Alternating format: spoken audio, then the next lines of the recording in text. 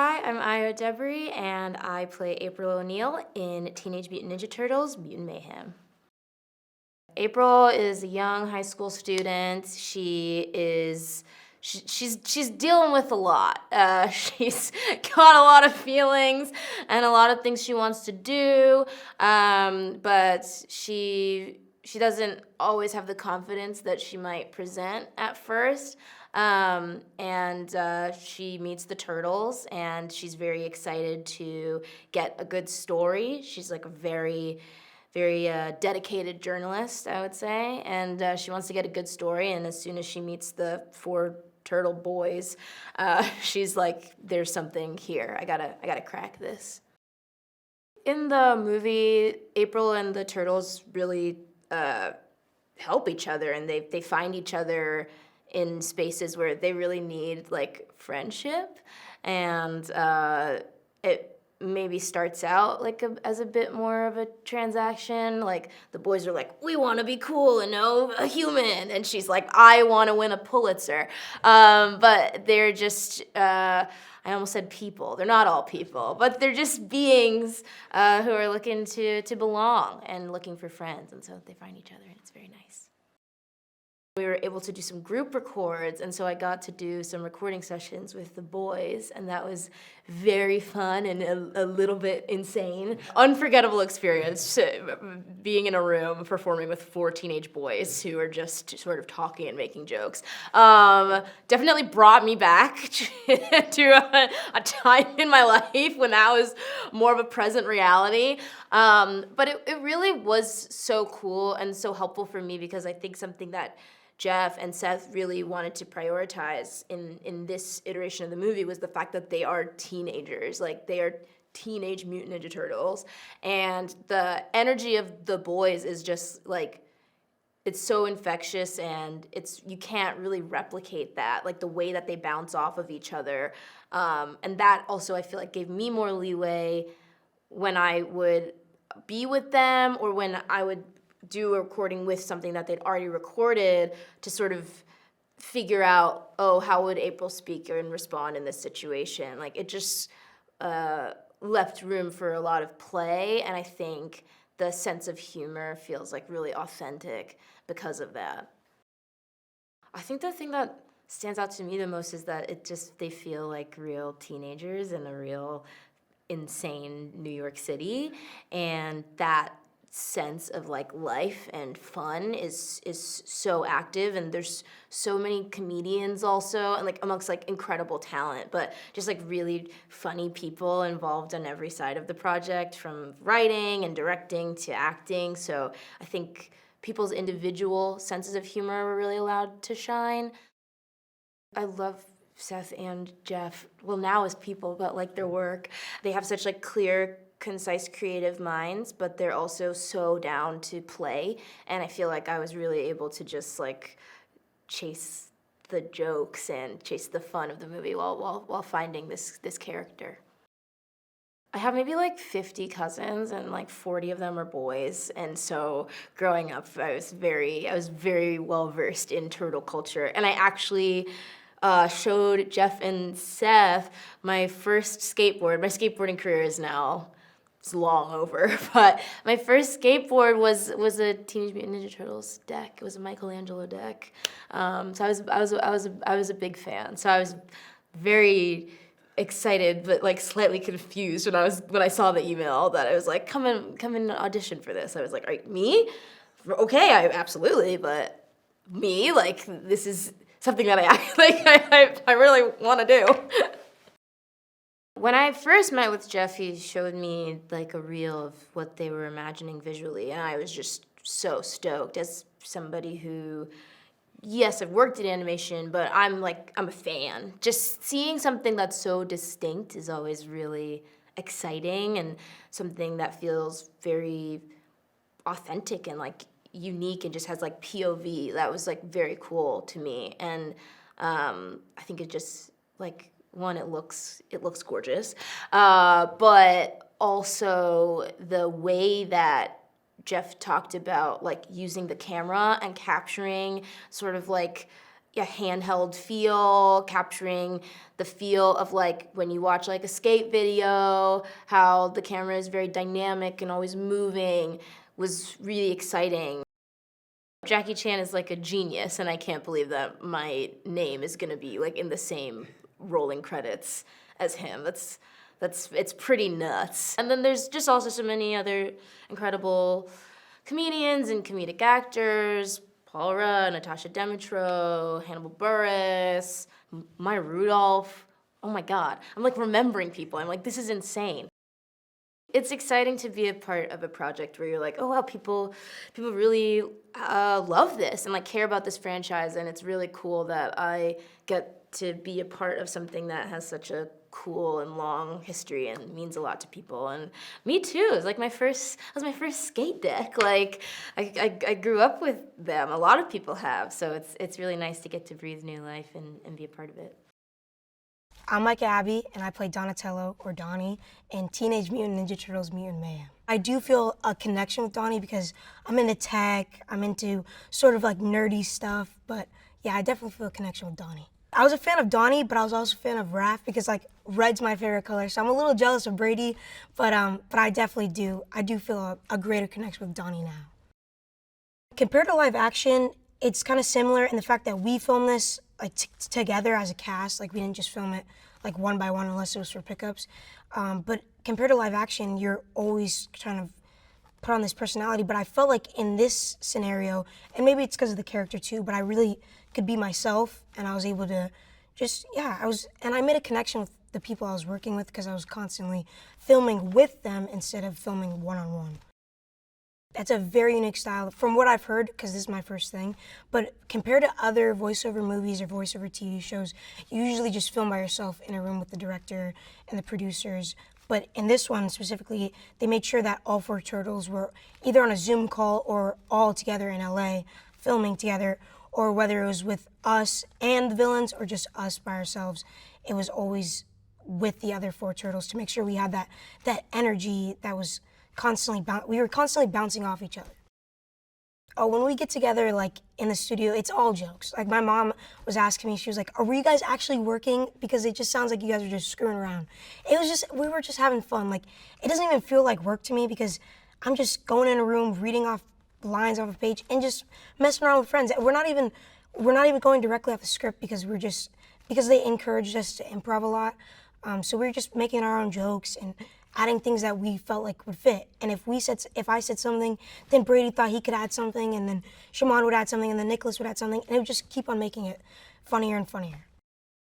Jeff Rowe is so creative and so funny. Like he's just so energetic. And even if I was on one-on-one or if we're all in the studio together, he just brings that energy, and like he like sparks a lot of creativity because he'll say like, "Oh, say this," and then we'll be like, okay, and then how can I make this sort of my own thing? And then everyone starts talking, and then it becomes like way more realistic. It becomes not even a part of the script anymore. It's just like just a couple teenagers hanging out. Seth Rogen, we all know him. You know, he's infamous for being like one of the kings of comedy. He's just a good guy. He's very kind. Like he's just always chill. You know what I mean? Like a lot of people like see him as like this big famous guy, and you expect him to be like, oh no, he's just like anybody else. Like, and he, of course, like Jeff too. Like they're both teenagers at heart. They're very childish in some ways, but like in a funny way. But they're always just messing around. We're all just having fun all the time. It's like no one can ever take a moment serious. He would be in the studios with us too, and sometimes he'd film with us. But yeah, he would, again, just like Jeff, he would throw things in and be like, oh, you know, it'd be funny, and they'd talk about it, and then they'd be like, say this, and then it just, with those 2 in a room and then us 4, it's just it's 6 teenagers hanging out and having fun and just cracking jokes the whole time. Donatello is a very intelligent turtle. He's very smart, he's very techy, and some would say nerdy or geeky sort of friend, but he's just one of those people that's more logically, like, he's one of those people that is more left-brained than right-brained. Instead of a lot of his brothers make certain moves off of instinct or what they think would be right, but Donnie's more of a logical person who calculates every single move he does because he wants everything to be perfect. He's more organized than the other boys. I think Donnie just wants everyone to be enjoying anime and K-pop the whole time and just live in like sort of those super duper tech worlds, like super advanced like the whole time. Like I think his perfect world is just like the future. Like he just wants to live in the future. In New York, they're in the sewer and they're just sort of just finding like they're in the phase of growing up, of discovery and questioning a lot of things. And obviously Splinter wants to protect them, but they overall just want to find their place in the human world. And they're questioning whether they should, go out and experience the human world and expose themselves, or if they should, keep it as it's always been and stay protected in their little sewer. Splinter is one of those parents, like many teenagers and their parents. He wants to protect his children, but he also sees that they're growing up and that they're not always going to listen to him, just like all the teenagers around the world who want to rebel and, leave the nest. But Splinter's kind of upset about that, and as we see in the movie, he slowly develops an understanding for why these boys feel this way and explains to them many times that there's a reason that he's kept them in the sewer this whole time. I mean, how could you not be excited when you find out you're working with Jackie Chan? Sadly, I haven't met him yet, but I'm telling you, the moment I meet him, I'm going to try and keep my cool, but I don't know how well I'm going to do. Superfly is the villain of this movie, and he is played by Ice Cube, who has such a big personality, and I feel like it's very much portrayed through the animation throughout the movie. But I feel like Ice Cube's perfect to be playing Superfly because he's just so funny and just so... He exaggerates a lot, but he's very, vibrant. Like, his character's very vibrant, and that's what you need from a villain. A good villain has to have a good storyline, and a good villain has to be a bad guy, you know what I mean? So, Ice Cube is just such a funny guy. April is very significant to the Turtles because April is the first sign of hope in humanity that the Turtles see. Because April is the person that, instead of what their dad has been telling them this whole time, is that humans hate you, humans want to kill you, humans want to do horrible things to mutants. But April is kind of the sign of hope that there's still some sort of acceptance in humanity that maybe it could help them gain some sort of place in society. But April obviously is the first person that they meet and that they become friends with. When I first saw Donnie, I was like, oh, this is like a sick character. Like, this guy's cool. Like, I know he's supposed to be nerdy, but he looks so cool. Like, his whole outfit, like, he looks like a cool guy. Like, and the animations, like, the way they animated him to talk and the way they animated him to look, like, it's just very unique and it's very cool. These characters have lasted so long because every single character someone can relate to. You can relate to some sort of personality trait they have or what they do or what they like to do. It's just so relatable. Like, the franchise is so relatable and it's funny. Why would you not want to watch something that's so funny? Like, people want to see more because it's funny and it's relatable and it's for everyone. I think people walk out of the theater feeling happy that they went to go watch it and excited to see more because, I don't know, you might be surprised to see what's coming. But I think people are just going to be really joyful about the experience they had. They can learn that family is important and that no matter what you go through, because there's going to be some arguments, you're always going to have your family no matter what. My name is Nicholas Cantu, and I play Leonardo in Teenage Mutant Ninja Turtles Mutant Mayhem. My relationship with the Ninja Turtles growing up was just seeing them on every lunchbox and backpack as I walked through elementary school. But I think the only official piece of turtle media I've ever interacted with was a Turtles in Time arcade machine. So I played the game, and I was with my brothers and stuff in some retro arcade here in Pasadena or something, and that was the first time I had experience firsthand with the Teenage Mutant Ninja Turtles. Dude, I was Leonardo. I was picking Leonardo, and Leonardo's my favorite, and blue's my favorite color. It worked out beautifully that I get to play the blue one. Leo's a turtle guy, a turtle teen. He's growing up, and that's the thing with all the turtles in this movie. But I would say the way that he's different from his brothers is that even through all the turmoil of being a teenager, he still sees the end goal of having him and his brothers be this famous crime fighting team. He still has that dream, and that's like the goal he's working towards. And he's like the most serious, I would say, even though he's still a teenager, so you're always going to be goofy. But he's the one always trying to keep the brothers on track, and he's got a lot of anxiety because of that. I think, you know, having a leadership position, he's figuring it all out in this movie. So he's just making his way and figuring out what he can do to be the best crime fighting team in New York. The Teenage Mutant Ninja Turtles are living in the sewer. They're shunned by humanity. Splinter is keeping them, you know, under the ground because he doesn't want them to be exposed to the human world. But these turtles, man, they just want to know what it's like to be a kid. So they meet April, and she helps them come out of their shell, you know, and they, you know, find out that there's this guy Superfly, and he's being a bad dude, and they have to stop that bad dude from doing bad dude things. The first time I met everybody, I think it was during like chemistry reads, during the audition process. So it was all through a Zoom meeting. But then the first time I met them all in person, it was when we were doing ensemble records, which was like the best decision ever for this project. Like us all being in the same room lent itself to so many like good banter moments, and we were just able to play off each other. It was the best.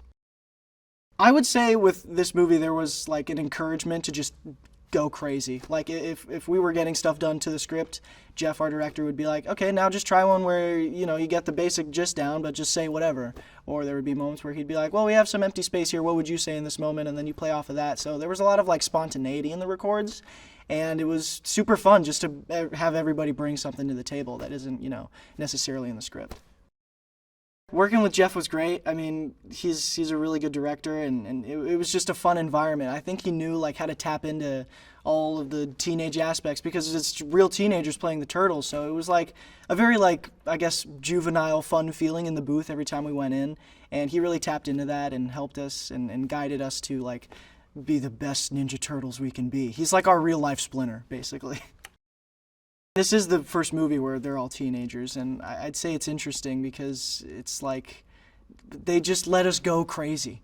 Like you'd think they'd be like, okay, so all the Teenage Mutant Ninja Turtles are teenagers, but we have a whole like group of adults like telling you how to be teenagers. No, they just let us be teenagers. Like they would just pick up random things that we would say, even like when we're not recording. Like Jeff would overhear us like, you know, crack a joke to one another. He'd be like, what was that? What did you just say? Riz? Use that in the movie. What was that? Explain it to me and then let's use it. So it was very much like just taking what was natural about our experiences as teenagers and putting it in the film. It was a dream come true to work with Seth. I mean, I'm a huge fan of Superbad. I think that's one of like the funniest movies ever. I love that movie so much. And it was honestly kind of like surreal working with him and having him just be like, try this now. And like, you know, it's Seth Rogen talking to you and he's doing the laugh and you're like, what the, like, oh my God, that's crazy. But yeah, he brings a lot to the table with this movie because he's like, he's got the teenager thing down. Superfly's our big bad. He's played by Ice Cube, and we had a session with him, and that was really, really fun getting to meet Ice Cube, Mr. Cube, you know, it was great. And Superfly is this mutant dude who's got a bunch of mutant friends, and they've experienced firsthand what human beings think of mutants, and it's not good things. And so Superfly's like, well, guys, if we're going to be shunned by society, I think the only way to fix this is to exterminate all humans on planet Earth. I'd say Leo is probably the turtle who's most okay with living in the sewer. He's very much attached to his father and his teachings, and he's all about, you know, honor and respect and all these things that Splinter's instilling into him so he can be a great leader. But then once he meets April, he realizes that he has this other desire to be a part of the human world. And it's something that his brothers have thought about for a long time, but it's not until Leo establishes a connection with somebody outside of his family and also a stranger and a human being, which is so foreign to him, that he realizes like, oh man, this is super cool and we gotta pursue this life of interacting with the world above. Yeah, it was super fun recording with Io. Working with her on Teenage Mutant Ninja Turtles was really, really fun. She brings this, like, God, I don't know how to, like a smart aleck kind of thing to April, and she's really like, just trying to help the turtles. Splinter is our rat dad. He is teaching us ninjutsu and how to be good turtle boys. It's very funny because his teachings are mostly about like, you know, combat training, but it's also just like wisdom and how to carry yourself in life. But I also think Splinter has this distrust for humans, and he's trying to pass that on to the turtles, and they don't think the same way as him. You know, they've met April now, and they want to go to high school and do teenager things, and Splinter has a hard time with that. So there's a lot of like, you know, there's a lot of stuff in the movie about that part of being a teenager and growing up, where you're kind of like, who am I outside of my parents? Like, and when they're not watching, who do I become, and what do I keep from their advice, and what do I kind of disregard? So it's a very like realistic parental role that Splinter takes, and I thought it was very interesting. And Jackie Chan plays him, and Jackie Chan is the man, and it's so cool. I think the reason the Turtles have lasted so long is just because they've become this like iconic piece of pop culture. But from their origins of being this indie comic started by two guys living in the same house in like Northampton, like it's crazy how this huge franchise that has been around longer than I've been, and I've, like I said, seen lunch boxes and pajama bottoms and stuff, like that was started by just two guys who loved making comics, and you really saw that, and I think that's why it's lasted so long. I think it's a great movie for all ages because, you know, you don't have to be like the biggest Turtle fan to enjoy it, but if you are the biggest Turtle fan in the world, you're gonna be like, dude, oh my god, Wingnut's first feature film appearance or something. I don't know if that's true, but like, we have some crazy mutants in here that have never gotten like the feature film treatment.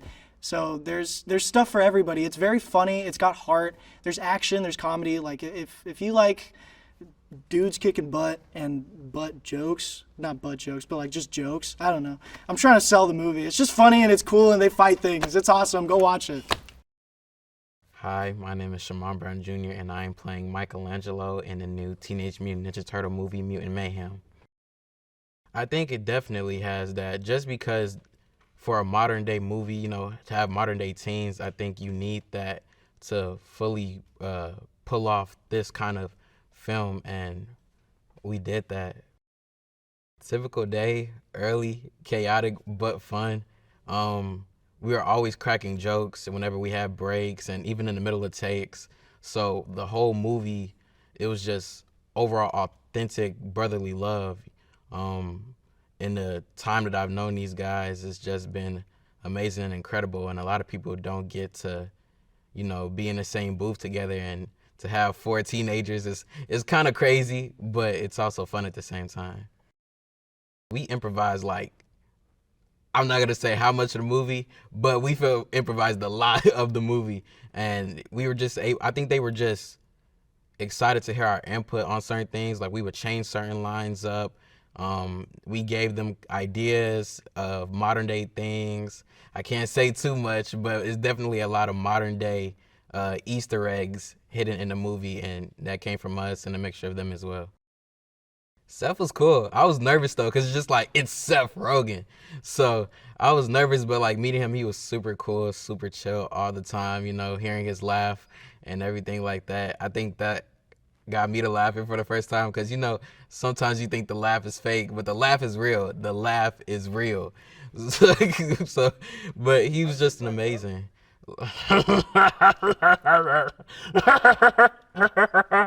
Something like that. With Seth, he just kind of told us to be ourselves almost. You know, of course, be the characters and read off the script and everything, but just really have fun with it. Like, that's the reason we kind of went off script so much, because Seth was super open to us and our ideas. We would add certain things, and he loved it. He was super open to it, so shout out to Seth for that. Mikey is the youngest brother out of the 4. He is awesome. He's fun. He's funny. The biggest pizza lover, you know, has his nunchucks, does his thing. He's also about family though, and, you know, when the time comes, he's ready to fight beside his brothers, always. He's the best. I think he's the best one, for sure. I think his dance moves are better. I think his weapon is the best. He's just better in every way. Yeah, Mikey's the best. We find the Turtles in New York, of course, and, you know, the kids, they are trying to be teenagers as much as they can in the shadows in the night, on rooftops and stuff, going on fun little runs and stuff, and then they run into April, and they tell her about their lives, and They are trying to go to high school. It's a lot, but also trying to fight crime at the same time. It's crazy. But overall, it's just a movie about family. You see the growth in the turtles from the beginning to the end of the film, and I think it's just a beautiful body of work. Splinter is obviously wise, and he can be laid back, but he can kind of be strict at times because he wants to protect his sons.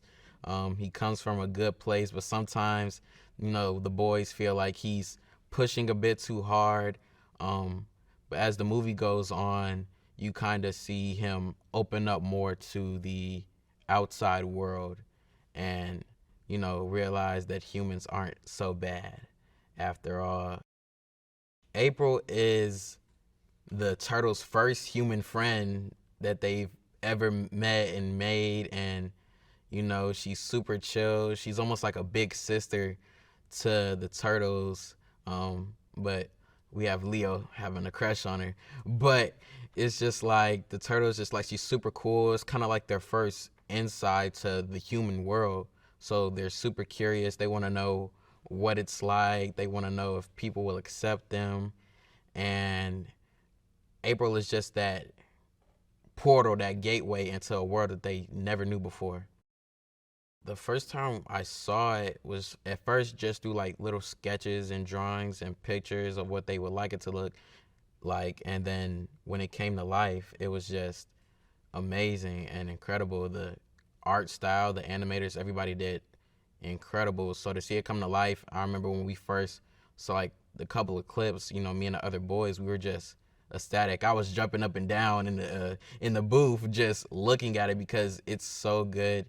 The visuals is crisp, is good. The colors, the lighting, everything is just so good and amazing. Like, it looks like it came straight out of a comic book and artistic, like with a painting at the same time. It's like a Michelangelo, Leonardo, Raphael, Donatello painting mixed with like the best superhero movie you could ever think of. So it's crazy.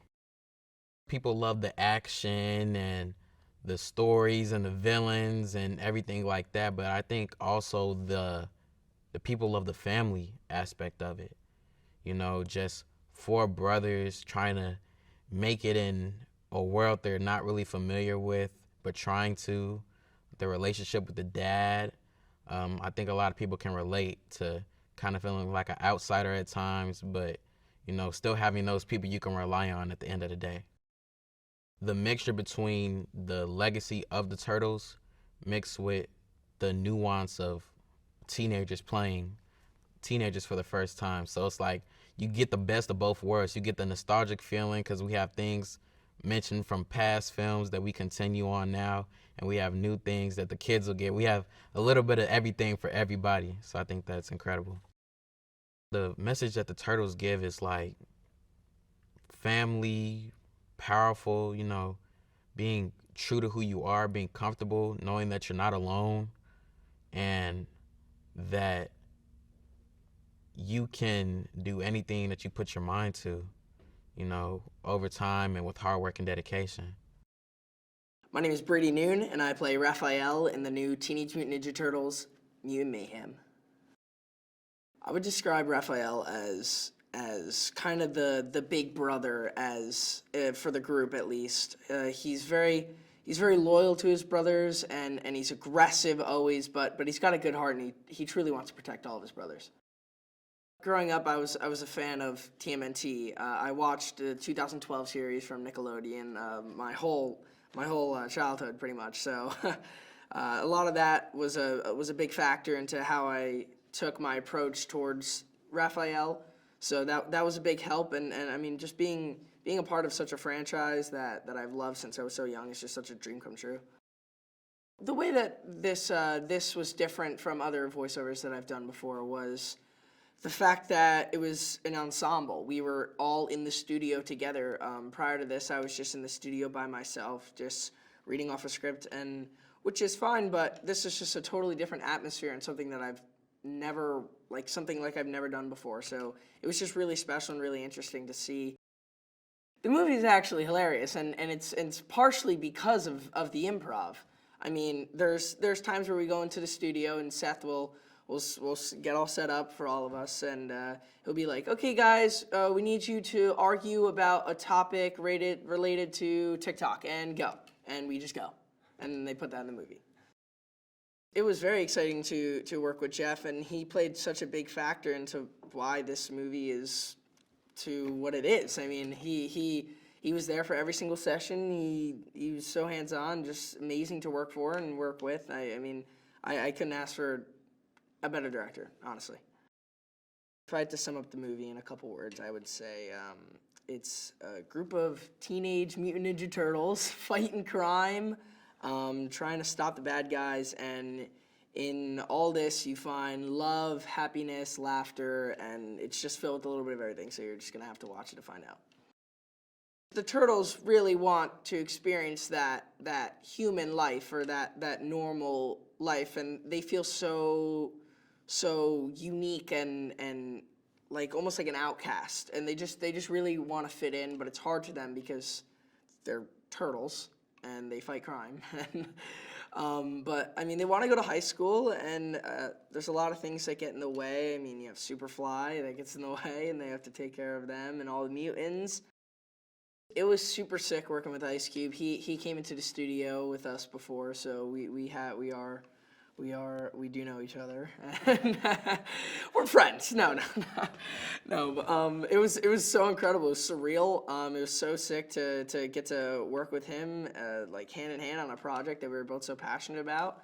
I mean, Superfly is a brand new villain, so you will get to see him and his whole backstory and breakdown. But kind of his main goal is to kind of, instead of the humans ruling the world, he kind of wants to flip it and kind of reverse the pain that he has felt from the humans on the humans. So he wants to make everyone mutants so they can all experience the same pain.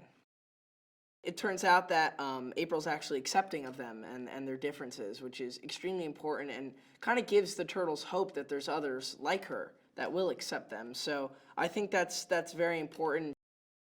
We got Post Malone, we have Paul Rudd, John Cena, so many others that just really fill out that mutant team of superstars now.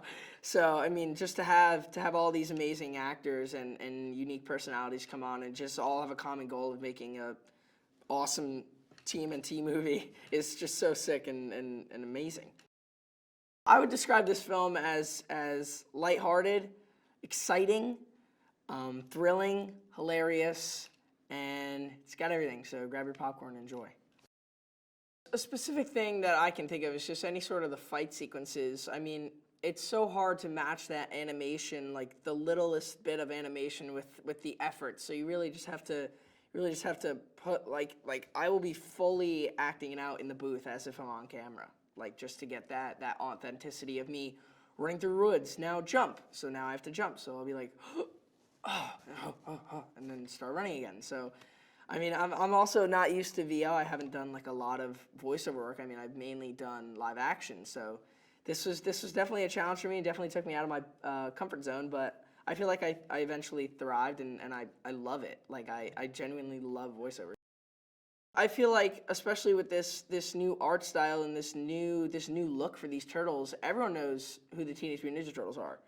So, I mean, just to see them in a different light and with such a humongous cast and in such a big light will be incredible. And I think a lot of people will be able to relate to the movie with diversity and acceptance and just differences.